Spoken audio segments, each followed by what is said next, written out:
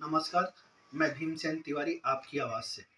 आज हम ऐसे महिला के विषय में बात करेंगे जो 2.5 साल की अवस्था में बचपन में ही 2.5 साल की अवस्था में पोलियो से ग्रस्त हो गई हैं और आज की नारी जो अपने आप को अबला नारी समझती हैं या उन पे हज़ारों मुसीबतें आती हैं या बहुत ज़्यादा दिक्कत होती है, समाज से सताई रहती हैं, उसके बावजूद भी वो आवाज़ नहीं उठा पाती है। उन महिलाओं के लिए आज जिस महिला से मिलवाना चाहता हूँ, वो उनके लिए प्रेरणा स्रोत हैं। आइए हम उनसे बात करते हैं, उस महिला से जिसके विषय में हम आपको बताना चाहते हैं। वो महिला, आपको ये भी बता दूं कि सोशल वर्किंग में और समाज के लिए भी उनके अपंग होने के बाद भी प्रेरणा स्रोत हैं और उन महिलाओं के लिए भी आगे आके काम कर रही हैं। आइए बात करते हैं उस महिला से। तो वो महिला जस्सी फिलिप मैडम है जो बुजुर्ग परिवारों के लिए मतलब अनाथालय भी चलाती हैं। पहले बाल विकास समिति की एक मेंबर भी रह चुकी हैं। आइए उनसे हम बात करते हैं उनकी जिंदगी और उनके दिनचर्या के कुछ पहलू पे। मैडम, एक आप अपना छोटा सा मेरे को परिचय बताएंगे कि आप कब से कर रही हैं, आपका नाम से शुरू करेंगे।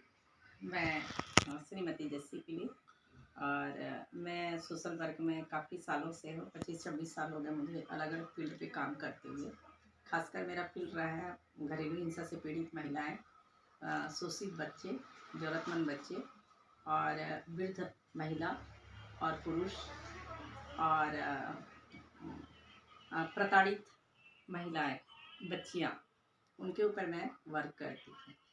मैडम, अपने मतलब स्कूल का अपने माता पिता का, और जैसे मैं आपको देखा गया कि आप थोड़ा पैर से अपंग भी हैं, तो उसमें कब से ऐसा हुआ, बचपन से हुआ या फिर इसमें आपके माता पिता का क्या ध्यान रहा, क्या रोल रहा इसमें? मैं 2.5-3 साल के करीब मुझे पोलियो का अटैक हुआ था जब मैं चलते हुए थी। उसके बाद अटैक होने के बाद मैं पूरी तरह से दिव्यांगता में आ गई और नीचे से घसट घसट के ही चलती थी। और इस बीच काफ़ी सालों के बाद में मदर टेरेसा के आश्रम में भी रही और वहाँ से काफ़ी कुछ मुझे सोशल सेक्टर को देखने को मिला था। बचपन से ही मुझे एक भावना थी कि गरीबों में ये प्रॉब्लम रहती है। और वहाँ से कुछ सालों के बाद मैं वापस मेरी मम्मी लेके आई थी और उसके बाद मेरी मम्मी का बहुत मेहनत रहा है कि मुझे खड़े होने लायक बनाई। मैं बैसाखी के सहारे चलने फिरने लग गई थी। उसके बाद मेरी शिक्षा दीक्षा पे मेरी माता का बहुत बड़ा योगदान रहा। इसमें मेरे भाइयों का हमेशा सहयोग रहा है। मेरे बड़े भाई जेम्स वर्गीस और मझला भाई सज्जू वर्गीस और थॉमस वर्गीस, ये तीनों मुझे बहुत सहयोग दिए हैं। मेरे पापा एमडी वर्गीस हैं जो कि मेरे हर ज़रूरतों को बहुत अच्छे से ध्यान रखते थे और हमेशा मुझे मेरे माता पिता से आगे बढ़ने का ही प्रेरणा मिला है। और मेरे भाई मुझे सक्षम रूप में देखना चाहते थे, उसमें वो मुझे भरपूर सहयोग। मैडम, शिक्षा की बात किया जाए तो एक अपंग महिला को शिक्षा के लेके बहुत ही ज़्यादा चुनौती रहती है। तो उस स्थिति में आपने पढ़ाई कैसे की और कहाँ कितना पढ़ाई किया? बहुत तकलीफ होती है दिव्यांगता को लेके शिक्षा करना, क्योंकि उस ज़माने में कॉलेज वगैरह बहुत दूर दूर हुआ करते थे और उस समय मैं पैदल बैसाखी के सहारे ही अपने पीजी को कंप्लीट करी थी। एमए मैंने इकोनॉमी से फर्स्ट क्लास में पास की हूँ और एमफिल भी मैंने यूनिवर्सिटी जाके करी हूँ। उसमें मुझे 2 से 3 किलोमीटर मुझे पैदल आना पड़ता था और बहुत तकलीफ होता था, बीमार भी होती थी और रिसर्च भी करना होता था। मैडम, आपकी ज़िंदगी में मतलब सबसे ज़्यादा अगर किसी को रोल मॉडल माना जाए तो आप किसको बोलोगे, मम्मी पापा या चाहे और कोई जो मतलब आपके ज़िंदगी में सबसे ज़्यादा जो सहारा दिया है?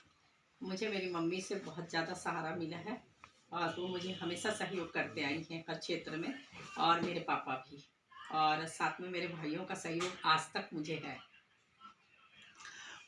सबसे बड़ी बात ये कि मैडम, अब अभी शादी के बाद आप एक तो मम्मी पापा को छोड़ के अपने ससुराल आ गए। ससुराल में भी मतलब आपके हस्बैंड या सास वगैरह से, जो कि पहले एक अलग ही ये से देखा जाता था कि अरे अपंग महिला है, ये है, तो उसमें उन लोगों का ससुराल वाले का कैसा योगदान रहा है, ये कैसा? ससुराल पक्ष से मैं बहुत सौभाग्यवती हूँ इस मामले में कि शुरू में उनको बहुत दुखी थे कि दिव्यांग महिला से मेरे हस्बैंड शादी कर लिए हैं करके, लेकिन बाद में मेरे ससुराल वाले मुझे बहुत प्यार देते हैं और आज भी मेरे ससुराल वाले मुझे बहुत ज़्यादा प्यार देते हैं और मेरे हस्बैंड मेरा बहुत केयर करते हैं और उन्हीं के चलते ही आज मैं सोशल वर्क कर रही हूँ। वो मुझे शिक्षा के क्षेत्र में भी आगे बढ़ाया, मुझे लॉ भी करने का व्यवस्था दिए और साथ में मैं MSW भी कर पाई, तो सिर्फ मेरे हस्बैंड के चलते ही मैं अपनी शिक्षा को जारी रख पाई हूँ।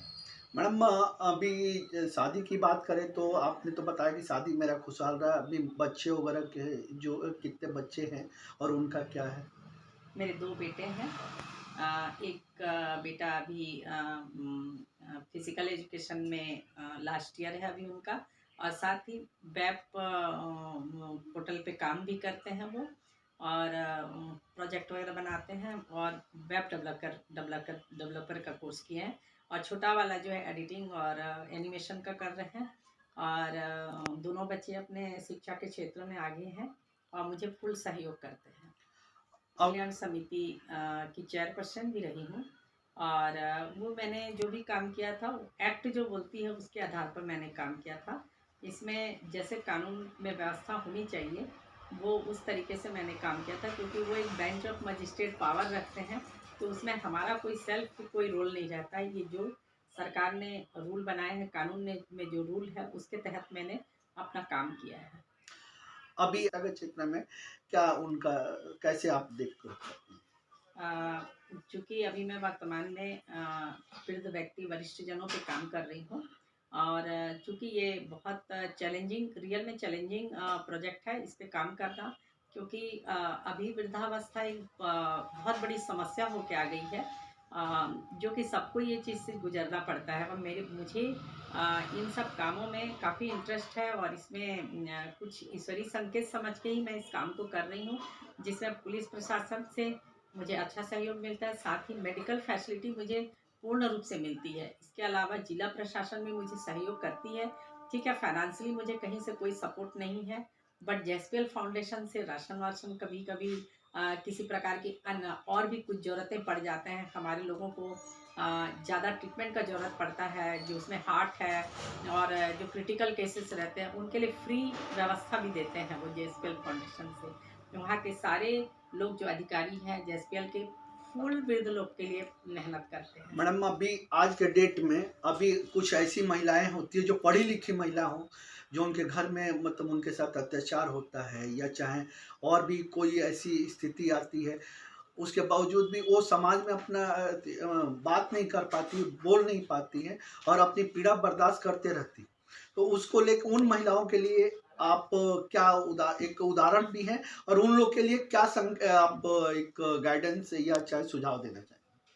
मैं ऐसी महिलाओं को एक ही बात बोलना चाहूँगी कि हमारे जिला प्रशासन में भी, हमारे गवर्नमेंट में भी महिलाओं के लिए बहुत सारी सुरक्षा के नियम बने हुए हैं और बस उनको थोड़ा सा घर से बाहर निकल के एक पहल करने की ज़रूरत है। और ऐसा नहीं है कि मार्ग नहीं मिलता है, लेकिन हताश और नेगेटिव चीज़ों की सोच रख के अगर कोई भी महिला बाहर आएगी तो उसके लिए रास्ता निकाल पाना बहुत मुश्किल होता है। एक अच्छे सोच के साथ, एक जोश के साथ में अगर वो बाहर आके अपना अधिकार के लिए लड़ना चाहती है तो उसके लिए सखी सेंटर है, महिला बाल विकास है, तो पूरा फुल सपोर्ट भी करते हैं और महिलाओं को पुनर्वासित भी करते हैं। तो मुझ तक भी कई महिलाएं आती हैं और मैं उनके लिए जो भी मेरे से बन पड़ता है मैं करती हूँ। हाल फिलहाल में एक लड़की मेडिकल में बीएससी नर्सिंग कर रही है और उसके अलावा कई बच्चे पढ़ के आज टीचिंग का जॉब कर रहे हैं, कई कंप्यूटर का जॉब कर रहे हैं। सब हम जितना बनता है समाज के लिए उतना हेल्प सब लोग करते हैं। जी, अभी हाल फिलहाल का ही एक वाकया बता रही हूँ। 4-5 दिन पहले की बात है। एक बच्ची आई थी और वो जब बोली कि मैडम आपके चलते मैं सुधर गई, तो मुझे बहुत अच्छा लगा कि वो मुझे ऐसा बोली। और उसके बाद वो अपनी बहन से बात कराई, तो उनकी बहन बोली कि मैं आज अच्छा जीवन जी रही हूँ बोली। और ये ना सब मैडम आपके चलते हुआ है, क्योंकि आप मुझे बहुत समझाती थी, मैं बहुत बदमाशी करती थी, आप मुझे बहुत समझाते थे और आज मैं एक अच्छे परिवार में हूँ। तो मुझे ये सब अच्छा लगता है और बच्चियों के लिए करना तो शुरू से ही मुझे बहुत पसंद था कि मुझे बच्चियों के लिए करना अच्छा लगता है, क्योंकि उनमें प्रोग्रेस दिखता है। और जो नशा पीड़ित बच्चे हैं और जो कबाड़ बीनते हैं, मैं उनको भी शिक्षा से जोड़ने का काफ़ी प्रयास करी हूँ और आज भी करती हूँ। मैडम, एक लास्ट क्वेश्चन ये पूछूंगा कि अब ये चीज़ में आपके गुरु अगर बोला जाए तो कौन है और किससे ये प्रेरणा मिली आपको?